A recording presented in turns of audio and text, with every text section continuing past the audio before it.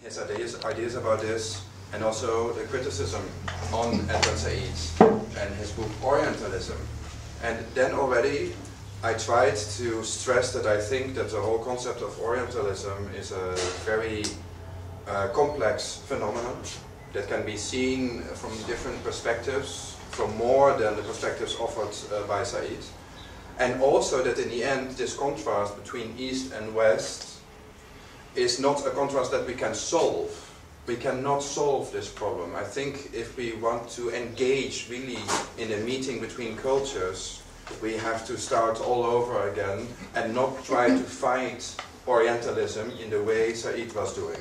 So this has been the content of the first two lectures. I've shown you several times this wonderful image of the great bridge over the Bosphorus in Istanbul, which is such a symbol of a divided city, at least in theory, because it is a city, a metropole that unites East and West, and yet this border, the Bosphorus, is a completely imaginary border. East and West are mental concepts, and I've tried to introduce them as such, also in the way that Edward Said has. And I've added various elements to that, one of them being, quite simply, if you want to be reductive, the fact that before Greek imagination imposed an East-West scheme on the map, there was no such thing. People came in from the ancient Near East into Europe, in prehistoric Europe. West European males have DNA that points to an introduction from the ancient Near East. Hunters, mobile hunters, and later agriculturalists came from the ancient Near East into Europe and left their DNA.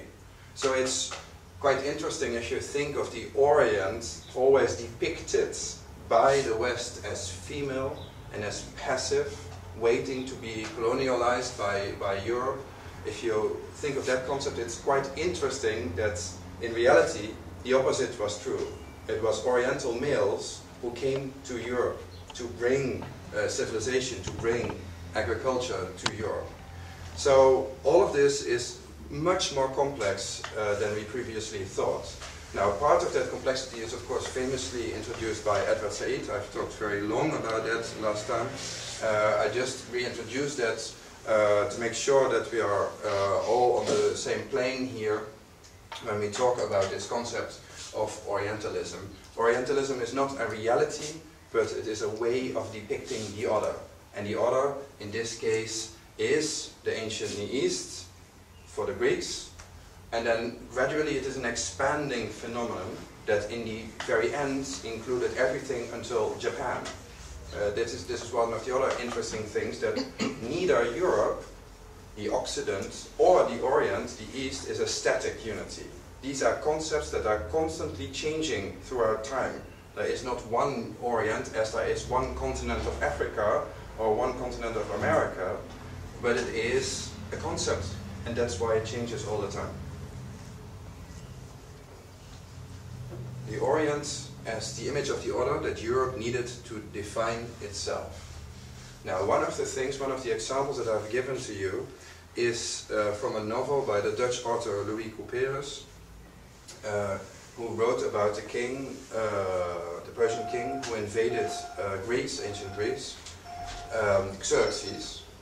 And he writes about this completely from a Greek viewpoint, so in a way he's typical for what Said calls Orientalism, and yet when you read this novel it is really quite interesting and quite beautiful, because what he's contrasting here, saying that Xerxes crossed the Hellespontes between Asia and Europe, that he built a bridge over the sea, and that he dug a canal through a mountain, and that this can be contrasted with the immortal hymns sung by Greek poets.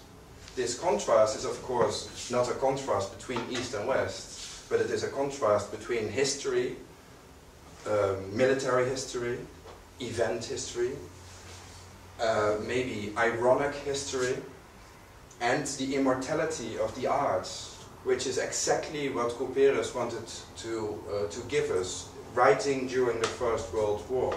So the East in this is not more than a vehicle for expressing this incredible and unconditional belief in art as a better way of expressing. So, as I said, these things are often quite complicated, and if I may repeat this, just because I like it so much myself, there's this famous example of the same King Xerxes on his way to his expedition in Greece, encounters a beautiful plane tree, and he adorns it with golden necklaces. And Herodotus, the famous Greek historian, he writes about it in a few lines. And then other Greek historiographers write about it, and they make fun of it. They say that Xerxes makes himself ridiculous by adorning a tree that by itself alone is beautiful. It doesn't need the golden bracelets or necklaces. So in a way he makes nature less.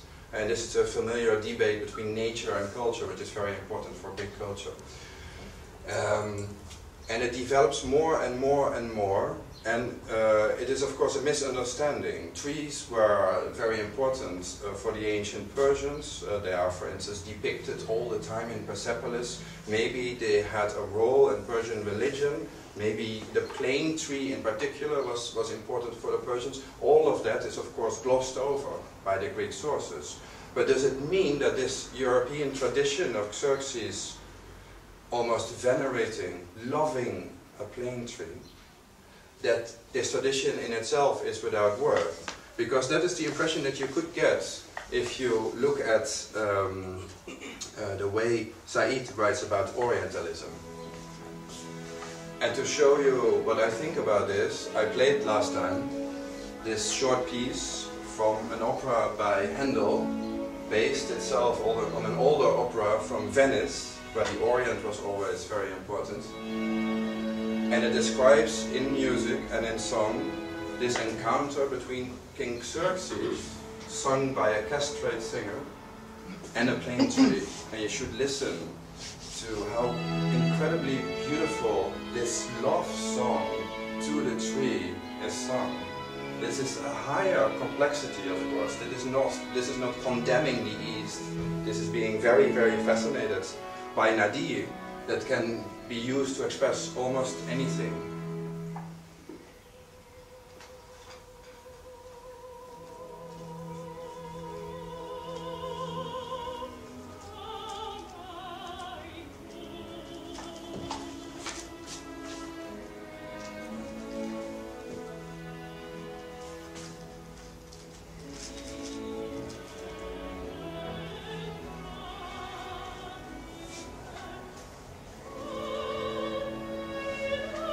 Nowadays the role is sung by a woman, of course, but it was designed for a castrate singer.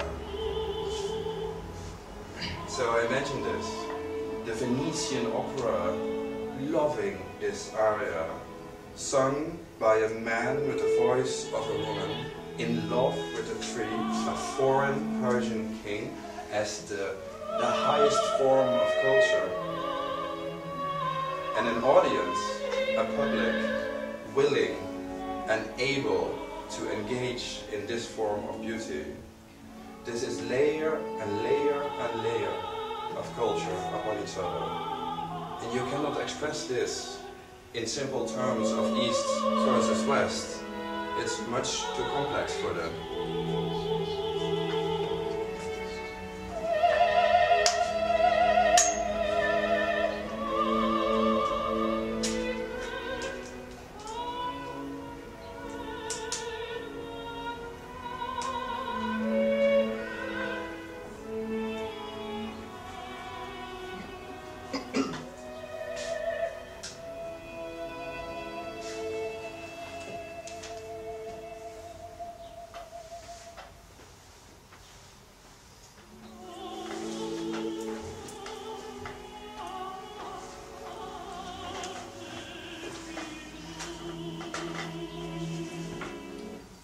So from here, last time, I jumped to the next part, and that is where I want to continue today.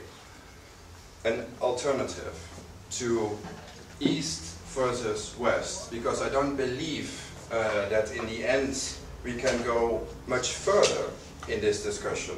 And I also think that in a way the tragedy of Edward Said in this really beautiful essay, Orientalism, that he wrote, is that he himself is sort of captured in this duality of East and West. He himself cannot escape from it, which of course is really tragic when you read that book. He does, however, point in passing to an alternative, and that alternative is something he finds in Goethe, the concept of Weltliteratur, world literature. We talk about world literature as something that is normal, but once this was conceived as a concept by Goethe, he was the first to talk about Weltliteratur. And for him, Weltliteratur was not just any literature from the entire world in a library, but it was to define the literature of the entire world as being interrelated, as being a unity, and as a way to understand other cultures, as a way to achieve in the end the unity of mankind. It is a philosophical concept. It is a way towards peace, towards philosophical understanding, towards understanding the other in a real way. So this is taken up by Said, but just briefly and in passing, although it is a very passionate idea, of course, that to make literature, Weltliteratur, into a vehicle of understanding other cultures. And he himself, Said, which is maybe typical for this book, he questions this whole idea immediately. Just a few pages later he says, but can we really understand different cultures and survive the consequences humanly? And so he has this great fear, that you cannot cross the threshold to another culture and really engage in it, really understand the other. And here you see exactly what I mean, the duality between the one culture and the other. And he's of course still talking about East and West that he cannot imagine to cross. So this is really quite a big thing for Said. Okay, so let's try it nevertheless. So I've introduced to you this beautiful image of an ancient city in Iraq that was continuously occupied from 5400 BC, the city of Eridu. A layer of human habitation, of temples, where continuously for thousands of years the gods were venerated. And at some point, this temple fell to ruins, and it became part of stories, Babylonian stories, stories about vanity, about the end of civilization. The people of Mesopotamia had an obsession with vanity and with the end of culture, with nature taking over culture and cities disappearing and falling back to dust. And our own story, very known to us, the story which is known from the book of Genesis in the Bible, but also from other stories about the Tower of Babel, is a reflection of this ancient idea about the end of cultures. And you know this story, God, who didn't want man to build a tower that would rise up to heaven to look at God, destroyed this tower, and he dispersed mankind and gave them different languages so that they could not understand each other. We've spoken about that. One could, of course, I realized after my last talk, wonder why God so desperately wanted to stop man building this tower. Why didn't he want us to see him in heaven? There's of course many different reasons possible, but one that occurred to me as striking is that maybe he was afraid that we would be disappointed. So this is a very iconic image, the dispersal of languages of people. And I've also shown you this, and now I'm getting to my stories. This is a modern version of the same image. This is Anselm Kiefer. Again, a tower from Mesopotamia. He calls it der fruchtbare Halbmond, the fertile crescent, one of the traditional names of the ancient Near East.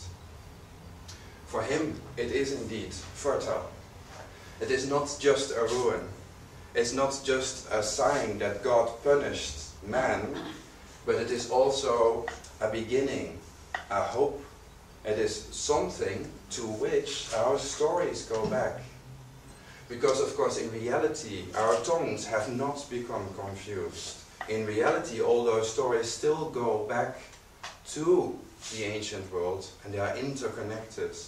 It is a web, a worldwide web of stories that still exist, and that keeps inspiring us.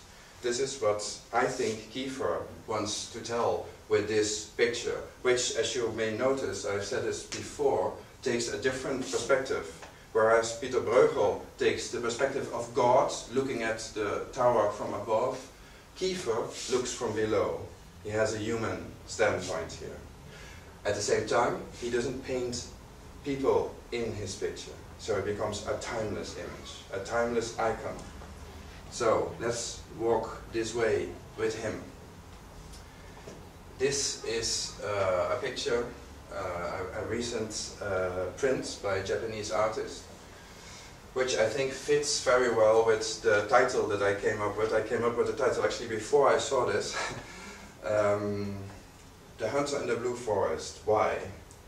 Well, first of all, I'm going to talk about the origins of our mental DNA, about the spread of narratives. Not only did those hunters and farmers coming from the ancient Near East, spreading into Europe, bring their real DNA, but I think they also brought their stories. And regardless of those particular people, I think about the genesis of all these stories in this way. Individuals that tell their stories, that travel, not only physically but also in their lives, and that in human culture spread stories that are continuous, that change all the time, but also keep a sort of core that goes back in time, and that unites us with an ancient culture, with ancient cultures, with times that we cannot even imagine, with pristine times, a blue morning of mankind. Hence my blue forest. Also, because there's a poem which I will read for you at the end of today's lecture about this period before God destroyed the Tower of Babel and before he sent a flood to wipe out mankind. And also because the blue light is a traditional name for the early movie, and I'm going to show you some early film fragments today. And one of them is from The Night of the Hunter, famous movie from 1955 with Robert Mitchum, a great actor, one of the best actors of that time. It's the story about a father who, because he's so poor, has to steal money. This is situated in the American West, and he's caught by the police. But before that, he manages to bury the money or the silver, I don't remember, in the garden of his house, and he tells his son about it and makes him promise never to tell anybody else. And he is arrested and he is convicted to be hung. And while waiting for the death penalty, he sits in a cell together with this person here, played by Robert Mitchum, who plays the role of the Reverend Harry Powell. He's a serial killer, but that's not the reason why he is in prison. He has not been caught yet. He is there for a smaller crime, and he's released. And since he has heard the father speak in his sleep, he knows that there's a treasure to be found, but he doesn't know for sure where. So he comes to the house, and this is the opening scene, where he comes as a very pious reverend, with love tattooed on his one hand, but on the other hand is hate. And he somehow manages to win the love of the now widow, the mother of the 2 children. He marries her, but the young boy, who knows the secret, doesn't trust him. And there is an enormous antagony between the two, which for a long time is unnoticed by the mother. One night she finds out, and she finds out who he is, this horrible man, and then he kills her. And that night, which is the night of the hunter, the 2 children, all alone, escape from the house, and they take a boat on the river, and they flee. And this is the scene that is the most famous scene from this movie that I want to show you, because it's shot in a way that is very much influenced by German expressionism. From afar, you see the boat from afar, but also in a way that is inspired by fairy tales. And I think that this scene has become convincing because the director is using this fairy tale background.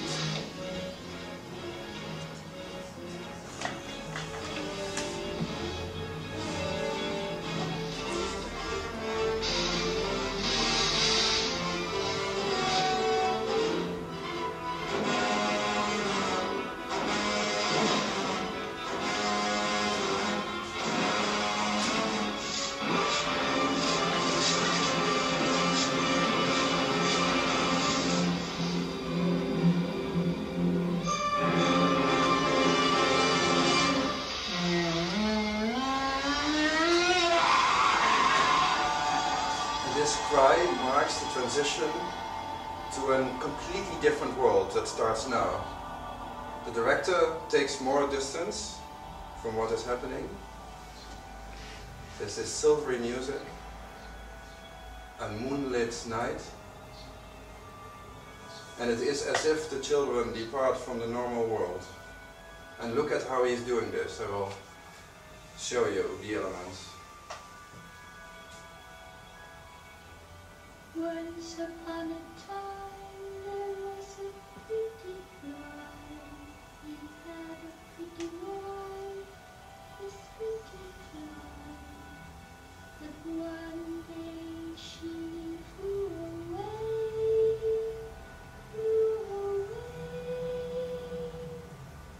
She had 2 pretty children. It's the perspective of nature. These are eyes of animals looking at the children in the boat. All of this is shot in a studio. It's quite amazing. You see? He films from behind a frog as the boat passes by. And a little bit further on, there are other animals over whose back he's shooting the movie. All these weird, you see the sleeping children, but seen by us. This kind of poetical images. And put the sound down for a bit. So what he is doing, he is using a distance to create a poetic fairy tale atmosphere. But by doing that, he also creates a different kind of expectation, because the animals he was showing, and after this short scene comes a second part of it, where he shows more animals looking at these children. It is the image of a benign world. Nature is sort of supporting these children. What happens normally when you let children out in the freezing night on a river? Well, you can imagine that it will not end well in every case. But these children survive. And why do they survive? Because it is a fairy tale. Because a good power wants to save them from the evil that this man is. And this is a very black and white fairy tales, as fairy tales are. And on their way to being saved from this man, you know, they meet all kind of fairy tale creatures. This movie, which was announced as a kind of murder plot movie, in a way is a movie about something else. And it strikes us because we know all these stereotypes. We know this good person on the way who gives bread to these children, because we all know these fairy tales. That is why such an image is comfortable for us. This is the campfire where the Reverend Robert Mitchum again is preaching. I wish I could. Yes, there we go. So.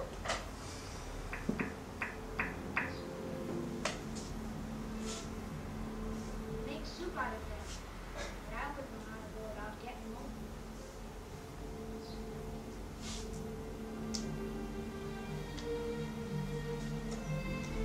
It's a way of filming which 10 years later in Hollywood would be completely impossible. It is in a way so free and poetical that I don't recall any later example that could do this. And yet this was a blockbuster. This was a very well regarded movie also in its time.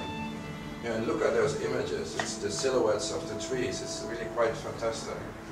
And all of that in the studio. This is not outside. This is all in the studio.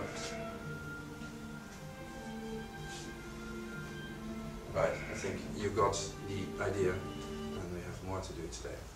Now I will jump to something seemingly very different. We jump to the 10th millennium before the Common Era, to around 9000 BC, to a place in south-central Turkey, a place known only since about 15 years, Göbekli Tepe. Excavated by a German team headed by Klaus Schmidt of the German Archaeological Institute here in Berlin, where they found a series of concentric structures held by pillars, monolithic pillars, that are dated now to quite securely to 9000 BC. And this oldest layer of 9000 BC is indicated in pink here.